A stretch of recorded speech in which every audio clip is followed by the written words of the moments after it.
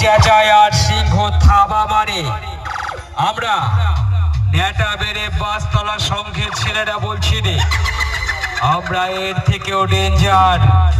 আমরা যাদের সামনে একবার এসে দাঁড়াই তাদের বিয়ে করাবো বুঝে যাই। এবার তাদের বিধবা ধান পড়ার সময় এসে গেছে। নামটা মাথায় রাখিস, নেটা বেড়ে বাসতলা সংঘ।